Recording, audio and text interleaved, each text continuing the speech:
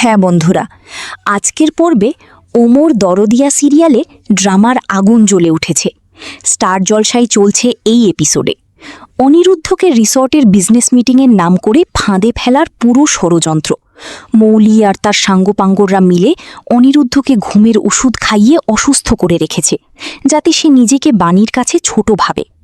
বাড়িতে জ্বরের অভিনয় করে সবাইকে ব্যস্ত রাখা হয়েছে, আর রিসর্টে পাওয়ার কাটের মাঝে বাণী স্ত্রী হিসেবে ঢুকে পড়ে অনিরুদ্ধকে বাঁচাতে।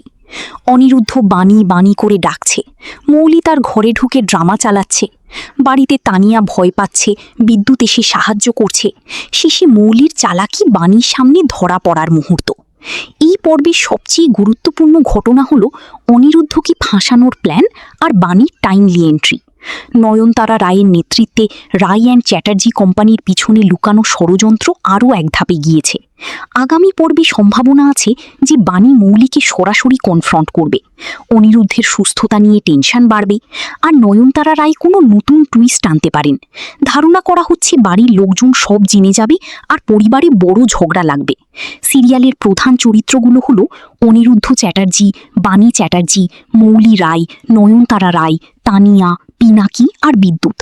সম্পর্কের কথা বললে অনিরুদ্ধ চ্যাটার্জি বাণী চ্যাটার্জির স্বামী, নয়নতারা রায় রায় পরিবারের কর্ত্রী এবং সম্ভবত অনিরুদ্ধের শাশুড়ি বা ঠাকুমা। মৌলি রায় তাদের বিরুদ্ধে ষড়যন্ত্রকারী চরিত্র, তানিয়া বাণীর মেয়ে, পিনাকি মৌলির সাথে যুক্ত, আর বিদ্যুৎ বাড়ির একজন সাহায্যকারী।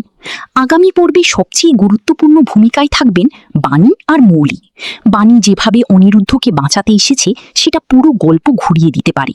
সম্ভাব্য টুইস্ট হতে পারে মৌলির পুরো প্ল্যান ফাঁস হয়ে যাওয়া, অনিরুদ্ধের মনে গিল্ট ফিলিং আরও বা নয়নতারা রায়ের কোনো পুরনো রহস্য উঠে আসা। এবার শোনো আকর্ষক ভয়েস ওভার স্ক্রিপ্টটা।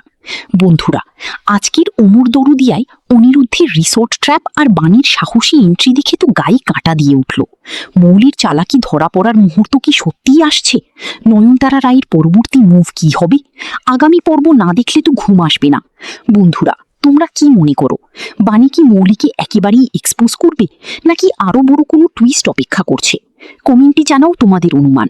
ভিডিওটা ভালো লাগলে লাইক করে দাও, চ্যানেলটা সাবস্ক্রাইব করো আর বেল আইকন অন করে রাখো, যাতে পরের আপডেট মিস না হয়। দেখা হবে পরের পর্ব রিভিউতে।